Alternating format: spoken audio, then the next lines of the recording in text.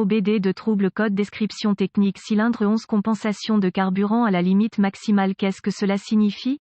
Il s'agit d'un code de diagnostic générique (DTC) du groupe motopropulseur et s'applique généralement à tous les véhicules OBD2 à essence. Cela peut inclure, mais sans s'y limiter, les véhicules de Land Rover, Mazda, Jaguar, Ford, Mini, Nissan, GM, etc. Bien que génériques, les étapes de réparation exactes peuvent varier selon l'année, la marque, le modèle et la configuration du groupe motopropulseur. Un code P02C2 stocké signifie que le module de commande du groupe motopropulseur PCM a détecté une condition extrêmement pauvre dans un cylindre de moteur spécifique. Dans ce cas, c'est le cylindre croisillon 11. Le PCM utilise le système de compensation de carburant pour augmenter ou diminuer le débit de carburant selon les besoins. Les signaux d'entrée provenant des capteurs d'oxygène fournissent au PCM les données nécessaires pour régler la compensation de carburant. Le PCM utilise des variations de modulation de largeur d'impulsion d'injecteurs de carburant pour effectuer des changements de rapport air-carburant. La compensation de carburant à court terme est calculé en permanence par le PCM, il fluctue rapidement et est l'un des facteurs clés dans le calcul de la compensation de carburant à long terme. Chaque véhicule a des paramètres de pourcentage de compensation de carburant minimum et maximum programmés dans le PCM. Les paramètres pour la compensation de carburant à court terme sont beaucoup plus larges que les spécifications des paramètres pour la compensation de carburant à long terme. De petites variations de compensation de carburant, généralement mesurées en pourcentage positif ou négatif, sont normales et n'entraîneront pas le stockage d'un code P02C2. Les paramètres de compensation de carburant maximum, positif ou négatif, sont normalement dans la plage de 25%. Une fois ce seuil maximum dépassé, un code de ce type sera enregistré. Lorsque le moteur fonctionne à un rendement optimal et qu'il n'est pas nécessaire d'augmenter ou de diminuer la quantité de carburant livrée à chaque cylindre, la garniture de carburant doit refléter entre 0 et 10%. Lorsque des conditions d'échappement pauvres sont détectées par le PCM, le carburant doit être augmenté et la compensation de carburant reflètera un pourcentage positif. Si l'échappement est trop riche, le moteur a besoin de moins de carburant et la garniture de carburant doit refléter un pourcentage négatif. Voir aussi, tout ce que vous voulez savoir sur les versions de carburant. Les véhicules OBD2 devront établir un modèle de stratégie de compensation de carburant à long terme, ce qui nécessitera plusieurs cycles d'allumage. Graphique de compensation de carburant comme indiqué par l'outil d'analyse OBDII. Quelle est la gravité de ce DTC? Le P02C2 doit être classé comme grave car un carburant pauvre peut entraîner des dommages catastrophiques au moteur. Quels sont certains des symptômes du code? Les symptômes d'un code de panne P02C2 peuvent inclure diminution des performances du moteur, démarrage retardé du moteur, la présence de codes d'échappement maigre stockés. Des codes de raté d'allumage peuvent également être stockés. Quelles sont certaines des causes courantes du code? Les causes de ce code de compensation de carburant P02C2 peuvent inclure injecteur de carburant défectueux, qui fuit, mauvaise pompe à carburant, fuite de vide du moteur, y compris défaillance de la soupape EGR, capteur d'oxygène défectueux, défaillance du débit d'air massique (MAF) ou de la pression d'air du collecteur (MAP). Quels sont certains dépannages P02C2 pas?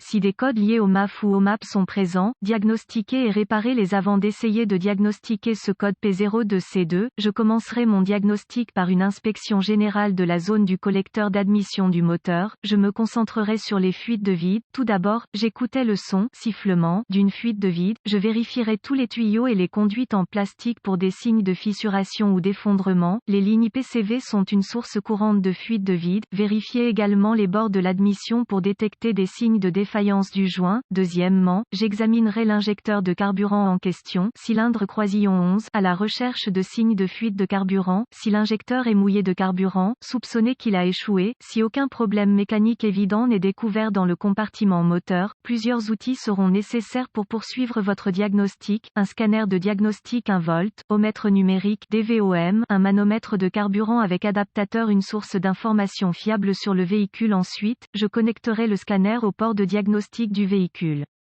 Je voudrais récupérer tous les codes stockés et figer les données de trame, puis les écrire tous pour une utilisation ultérieure. Maintenant, je voudrais effacer les codes et tester le véhicule pour voir si certains sont réinitialisés, accéder au flux de données du scanner et observer le fonctionnement du capteur d'oxygène afin de voir si une condition d'échappement pauvre existe réellement. J'aime affiner le flux de données pour inclure uniquement les données pertinentes. Cela donne un temps de réponse des données plus rapide et une lecture plus précise. Si une condition d'échappement pauvre réelle est présente, Étape 1. Utilisez le manomètre pour tester la pression de carburant et la comparer avec les spécifications du fabricant. Si la pression de carburant est conforme aux spécifications, passez à l'étape 2. Si la pression de carburant est inférieure aux spécifications minimales, utilisez le DVOM pour tester le relais de la pompe à carburant et la tension de la pompe à carburant. Si la pompe à carburant est alimentée à un niveau de tension acceptable, généralement la tension de la batterie, retirez le filtre à carburant et voyez s'il est obstrué par des débris. Si le filtre est bouché, il doit être remplacé. Si le filtre n'est pas obstrué, suspectez une défaillance de la pompe à carburant. Étape 2. Accédez au connecteur de l'injecteur pour l'injecteur en question et utilisez le DVOM ou une lampe Noid si disponible pour tester la tension de l'injecteur et une impulsion de masse, cette dernière provenant du PCM. Si aucune tension n'est découverte au niveau du connecteur de l'injecteur, passez à l'étape 3. Si la tension et une impulsion de masse sont présentes, rebranchez l'injecteur et utilisez un stéthoscope ou un autre dispositif d'écoute et écoutez-le avec le moteur en marche. Un clic audible doit être répété à intervalles réguliers. Si le son n'est pas présent ou s'il est intermittent, soupçonnez que l'injecteur du cylindre en question est en panne ou obstrué. L'une ou l'autre condition justifiera probablement le remplacement de l'injecteur. Étape 3. La plupart des systèmes d'injection de carburant modernes fournissent une alimentation constante de la tension de la batterie à chaque injecteur de carburant, le PCM fournissant une impulsion de masse à l'instant approprié, pour compléter le circuit et entraîner une pulvérisation de carburant dans le cylindre. Utilisez le DVOM pour tester les fusibles et les relais du système pour la tension de la batterie. Remplacez les fusibles et ou les relais si nécessaire. Le système de test fusionne avec le circuit sous charge. J'ai été trompé par un fusible défectueux qui semblait bon lorsque le circuit n'était pas chargé. Clé allumée, moteur arrêté, puis qui a échoué avec le circuit chargé. Clé allumée, moteur en marche. Si tous les fusibles et relais du système sont en bon état et qu'aucune tension n'est présente, utilisez la source d'information